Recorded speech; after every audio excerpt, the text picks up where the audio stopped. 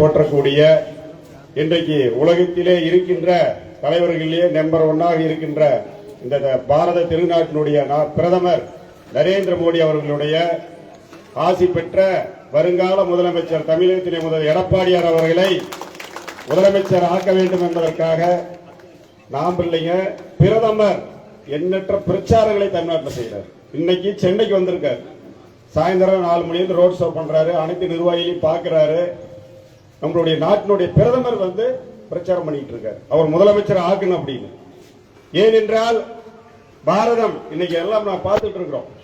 நம்முடைய பாரத பிரதமர் நம்மளுடைய பாகிஸ்தான் ஆபரேஷன் சிந்தூர் 24 மணி நேரத்தில் ஆபரேஷன் சிந்தூர்ல பாகிஸ்தான் துமசம் பண்ணிட்டு வந்ததுதான் இந்திய ராணுவம். அப்படிப்பட்ட பிரதமரை நம்ம வச்சிருக்கோம்.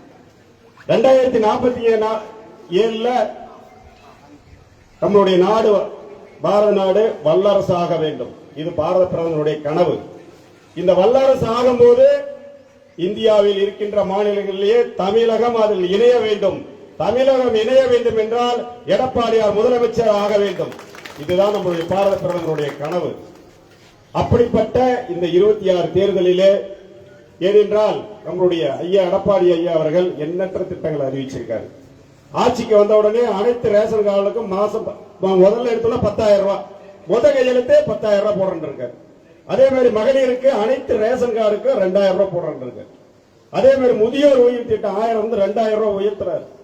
அதே மாதிரி பட்டதாரி படித்த மாணவர்களுக்கு 2,000 ரூபாய். அதே மாதிரி +2 படிச்ச மாணவர்களுக்கு 1000 ரூபாய். அதற்கு மேற்பட்டு ரேஷன் கடையில் அனைத்து ரேஷன் கடையிலையும் நான் எப்படி சாப்பிடுறேன்னு அதே அரிசியை அனைவருக்கும் போடுவேன்னு சொல்லியிருக்காரு. அது எத்தனை லட்சம் கோடி செலவானாலும் அந்த அரிசியை நான் எப்படி சாப்பிட முதலமைச்சர் சொல்லியிருக்காரு. அந்த அரிசியை ரேஷன் கடையில போடுவேன். 1 கிலோ பருப்பு 1 லிட்டர் எண்ணெய் ஃப்ரீயாக தருவேன் அப்படின்னு சொல்லியிருக்காரு. இத்தனை திட்டங்களையும் எப்படி செய்வார்? 505 திட்டங்களை அறிவித்த திமுக தீயசக்தி திமுக 5 வருஷத்துல எதுவுமே செய்யல. என்ன காரணம்? மத்தியிலே ஒரு இலக்கமில்லாத ஆட்சி. இன்னைக்கு வந்து நம்மளுடைய யூனியன் பஞ்சாயத்தா இருந்தாலும் சரி, டவுன் பஞ்சாயத்தா இருந்தாலும் சரி, மத்தியிலே இருக்கின்ற நிதி வந்தால் மட்டும்தான் இங்க நடத்த முடியும். இல்லையா ஒண்ணும் பண்ண முடியல. மத்தியில ஒரு இணக்கமில்லாத ஆட்சி இந்த 5 வருஷமும். இவருடைய சாதனை என்னவென்றால் இணக்கமில்லாத ஒரு காரணத்தினால் அண்ணன் சொன்ன மாதிரி 6 லட்சம் கோடியை கடனை அதிகமாக பெற்று இன்றைக்கு தமிழகத்திலே இந்தியாவிலே நம்பர் 1 மாநிலமாக கடனாளியான மாநிலமாக மாற்றுறது ஒரு சாதனை. நம்மளுடைய எடப்பாடி ஐயா வந்தவுடன் ஆட்சி அமைந்தவுடன் மத்தியிலே 5 லட்சம் கோடி நிதியாக பெறுகிறார். பெற்றவுடன் அனைத்து திட்டங்களையும் நமக்கு செய்வார். இதுக்கு உதாரணம் சிறப்பு நிதி என்று பக்கத்தில் இருக்கின்ற மாநில ஆந்திரா மாநில முதலமைச்சர் சந்திரபாபு நாயுடு அவர்கள் 12,000 கோடி வாங்கியிருக்காரு. வாங்கிட்டு இப்ப 2 நாளைக்கு முன்னாடி அறிவிச்சாரு. ஆந்திராவுடைய மாநிலம் அது என்னப்ப மாநிலம் புதுசா ஒரு மாநிலம் அமராவதி. அமராவதியினுடைய அது நம்ம தலைநகரம். ஆந்திர மாநிலத்தினுடைய புதிய தலைநகரம். ஒரு தலைநகரத்தை உருவாக்கணும்னா எத்தனாயிரம் கோடி தேவைப்படுகிற ஒரு மாவட்டத்தை பிரிக்கிறதுக்கு யோசிக்கிறார் அந்த ஸ்டாலின். ஒரு தலைநகரம் புதுசா உருவாக்குறார் ஆந்திர முதலமைச்சர். சிறப்பு நிதியிலேயே சிறப்பு நிதினு 12,000 கோடி மத்திய அரசு கிட்ட வாங்கியிருக்காரு. நீ 5 வருஷத்துல என்னையா வாங்குறீங்க? இதை போய் மக்கள்கிட்ட நீங்க சொல்லணும். எடப்பாடி ஐயா வந்தவுடன் இந்த திட்டங்களை அனைத்தையும் செய்வார். இன்னைக்கு எல்லாம் பார்க்கிற நம்ம எல்லாம் காலையில இருந்து பார்க்கும்போது வெயில் அதிகமா இருக்குது. சூரியனுடைய அந்த தாக்கம் வந்து இந்த மாசத்திலேயே தாக்கம் குறைஞ்சு இப்ப ரெட்டல அப்படி பசுமையா வரப்போகுது. இலை எப்படி தெரியும் பாருங்க. எவ்வளவு வெயில் அடிச்சாலும் இலை என்னைக்குமே கருகாது. அதே மாதிரி இது சீசன், மாம்பழ சீசன். அவ்வளவு மாம்பழம் பழுக்க ஆரம்பிச்சிடும்.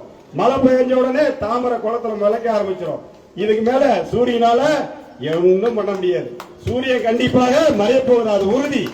இதை நம்ம மக்கள் மத்தியில எப்படி நம்மளுடைய பிரச்சா ராஜ்குமார் சொன்ன மாதிரி மெத்தன போக்குல நம்ம இருந்துடக்கூடாது. முதலமைச்சருக்கு தான் நம்ம ஓட்டு போடுறோம்.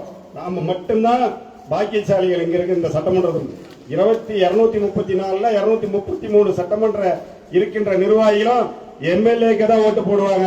நாம அனைவரும் முதலமைச்சர் ஓட்டு போடுறோம். அது பெரிய பாக்கியம். நம்ம எல்லாம் அதை நம்ம மனசுல வச்சுக்கிட்டு ஒவ்வொரு வீடா ஒரு வீடு கூட விடக்கூடாது. திமுக எல்லாம் முடிவு பண்ணிட்டான் இந்த வாட்டி எடப்பாடிக்கு தான் ஓட்டு போடணும்.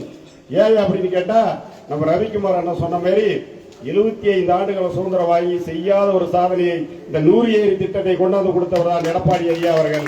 இன்னைக்கு இந்த திமுகவுடைய வேட்பாளர் காசி நிக்கிறாருல்ல, அவருக்கு இங்க வரவழியில கூட இருக்குது ஒரு 25 ஏக்கரா, அதெல்லாம் காஞ்சி போய் கிடந்துச்சு. எடப்பாடி ஐயா தண்ணி விட்டோம்னா இப்ப செழிப்பா இருக்குது, வரும்போது பார்த்துட்டு வரணும். காசி எல்லாம் அதை நினைச்சு பார்த்து நமக்கு ஓட்டு போடணும். அந்த வேட்பாளர் அவர்கிட்ட நம்ம சொல்லணும், உன் காடு எல்லாம் செழிப்பா இருக்கிறது எடப்பாடி ஐயா தான் காரணம், நீ ஒரு ஓட்டை போட்டிருக்க எடப்பாடி ஐயாவுக்கு அப்படின்னு. வேற வழி இல்லையா? ஆமா, இத மக்கள்கிட்ட சொல்லணும். காசி என்ன ஓட்டு போடுறேன்னு சொல்லிட்டாரு எடப்பாடிக்கு. ஏன்னா அப்படிப்பட்ட திட்டங்கள் நம்மளுக்கு கொடுத்திருக்காரு, யாராலையுமே மறுக்க முடியாது. உலகத்திலேயே நம்மளுக்கு டெல்டா மாவட்டத்துல பாதுகாப்பு மண்டலமா அறிவித்தவர் எடப்பாடி ஐயா அவர்கள். டெல்டா மாவட்டத்தை அங்க எதுவுமே பண்ண முடியாது, மீத்தேன் எடுக்க முடியாது, பெட்ரோல் எடுக்க முடியாது, கேஸ் கொண்டு போக முடியாது, விவசாயம் மட்டும்தான் பண்ண முடியும். அது என்ன காரணம்? ஒரு விவசாயிக்கு தான் அது அவனுடைய அருமை பெருமையெல்லாம் தெரியும். நம்ம நாட்டினுடைய முதுகெலும்பு விவசாயம். இந்த நாட்டினுடைய பாரத திருநாட்டில் ஒரு வரலாற்றிலேயே ஒரு விவசாயி முதலமைச்சர் ஆனது 4 வருஷம் எடப்பாடியார் மட்டும்தான், வேற யாரும் கிடையாது. அப்படிப்பட்ட ஒரு முதலமைச்சர் தான் நம்மளுடைய எடப்பாடி ஐயா அவர்கள். நாம எல்லாம் வீடு வீடா, ஏன்னா அவருக்கு எல்லாம் சுற்றுப்பயணம் நாமெல்லாம் டிவியில பாக்குறோம். நேற்று தருமபுரியில் இருந்தாரு, கிருஷ்ணகிரியில் இருக்கிறாரு, எங்கெங்கயோ அவர் பார்த்து பிரச்சாரம் பண்ணிட்டு இருக்காரு, ஓயால உழைக்கிறாரு.